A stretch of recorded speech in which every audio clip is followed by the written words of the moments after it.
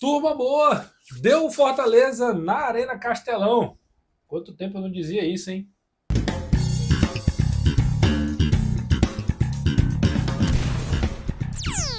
Meus amigos, é sobre isso que a gente vai conversar nesse vídeo. Vitória do Fortaleza contra o Vitória.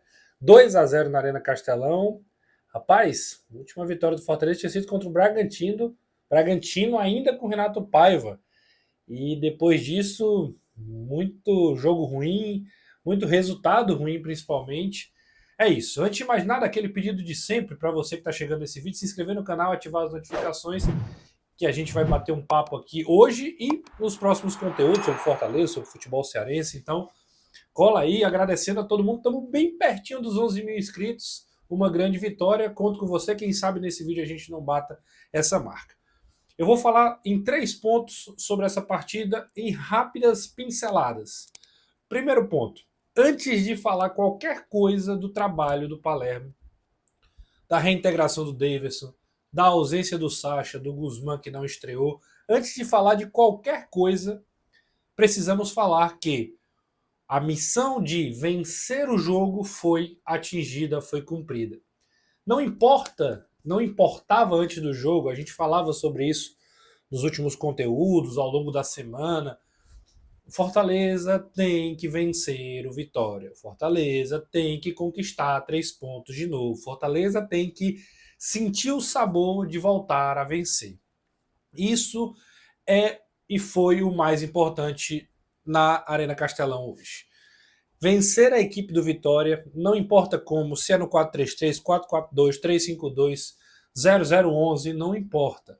Era jogo para vencer. E aí, qual era o grande medo do Fortaleza? Eu imagino, até pela tensão que foi o primeiro tempo, a quantidade de erros que aconteceram no primeiro tempo, era aquela ideia de tomar gol. E tomar gol nos primeiros 20 minutos. Uma informação, uma estatística. O Fortaleza não virou nenhuma partida em 2025. Então, existem alguns gatilhos no futebol que eles são muito determinantes às vezes.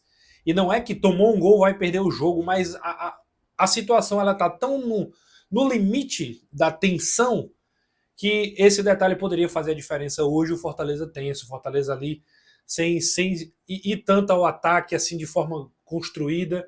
E o Vitória, por outro lado, jogando de uma forma até mais reativa, até tomar o gol, chegou com perigo, obrigou o João Ricardo a fazer defesas, teve finalização do Eric, teve finalização do Oswaldo, enfim. Só que aí, num bate-rebate, o Fortaleza abre o placar. É um bate-rebate porque não tem como falar que é uma construção de jogadas, né? Por favor. É a defesa que corta, é uma disputa aérea, outra disputa aérea, a bola sobra, o Mancuso cabeceia, reclama do Breno Lopes, o Breno Lopes domina, gira e faz o gol. O Lucas Arcanjo ainda desvia na bola, enfim. Dali para frente, era uma outra atmosfera, era um outro Fortaleza. Apesar que o Vitória pressionou no final do primeiro tempo, mas o segundo é de um domínio em termos de quantidade de chances de gol do Fortaleza. Fortaleza foi mais protagonista no jogo de maneira geral. Então, a vitória era muito importante. Conquistar os 3 pontos. O 2-0 com o Pacheco dá uma selada, chega o Fortaleza respirou aliviado, porque seria é óbvio que poderia acontecer, mas seria muito improvável uma vitória, uma virada do Vitória na Arena Castelão. Então, o primeiro ponto é esse. Era, independente da forma, necessário vencer. E nisso, Martim Palermo deu a primeira cartada. Ele e, obviamente, os jogadores. O segundo ponto, eu quero destacar que o Fortaleza foi um time hoje que não sofreu gols. Cara, isso é muito significativo e é muito emblemático na estreia de um treinador que chega com essa missão. A vitória era o ponto mais importante e eu já falei sobre isso. Mas passar em branco também é significativo. Não quer dizer que agora, pronto, a defesa está perfeita, ele conseguiu encontrar os 4 jogadores que agora vão jogar e o Fortaleza não vai sofrer mais gols. Hoje poderia ter sofrido. O João Ricardo fez defesas, teve bola parada, teve falta batida, teve finalização, como eu já disse aqui no primeiro ponto, enfim. Teve bola na trave no segundo tempo. Então, passar em branco é outro alento. Além da vitória, se ganha de 7-6, pronto, era uma vitória, beleza. Mas não tomar gol é esse fio de esperança, ele vai sendo nutrido, vai sendo alimentado exatamente por quê? porque dá para passar em branco. E aí eu vou fazer uma separação aqui. É o Vitória, vai pegar o Palmeiras. Contra o Palmeiras, o sarrafo é maior. Mas contra o Sport, volta a ser um sarrafo mais parecido com o Vitória.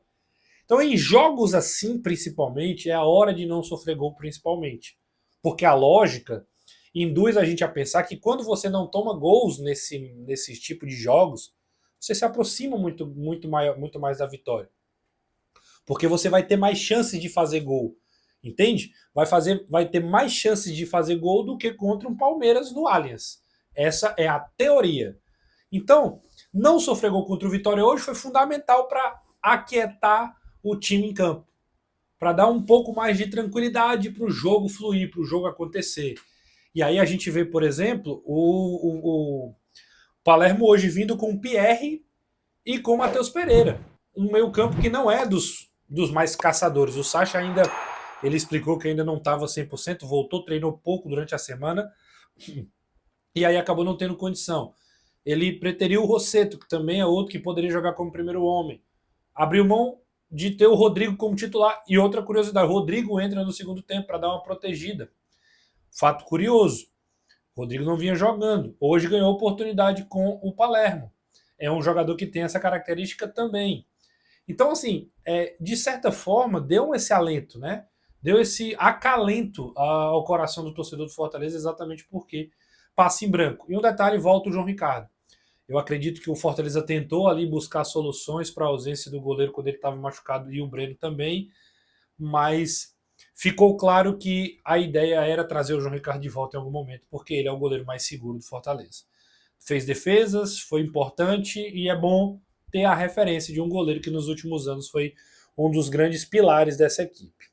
E o terceiro ponto, para a gente ir para a reta final, é dizer o seguinte: Fortaleza hoje foi um time que construiu mais, atacou mais. E aí eu vou de novo fazer aquele parêntese que eu gosto, né?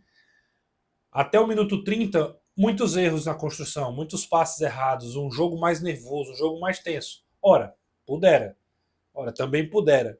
Um jogo onde o Fortaleza estava com toda essa bagagem nas costas, essa carga nas costas. Depois do gol, que o Vitória começa a ter um jogo mais de posse de bola e o Fortaleza espera mais para sair em contra-ataque, é a hora que o Fortaleza começa a encaixar o seu jogo.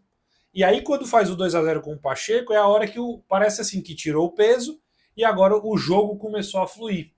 Não só defensivamente, que eu acredito que passar em branco vai servir mais para os próximos jogos, mas dentro da própria partida, você fazer 2-0 já alivia. E aí é o Marinho que perde uma oportunidade, é o Barreiro que perde outra, e eu estou falando perder, o Fortaleza construiu para perder, né? Acabou não aproveitando. Poderia ter saído até do Castelão com um placar mais elástico, mas esteve no campo de ataque. Teve cruzamento que o Crispim tentou uma bicicleta, teve finalização do Marinho com perigo, passando próximo, teve a cabeçada do Bruno Pacheco numa bola parada que o Lucas Arcanjo faz uma defesa, pega e ainda pega na trave.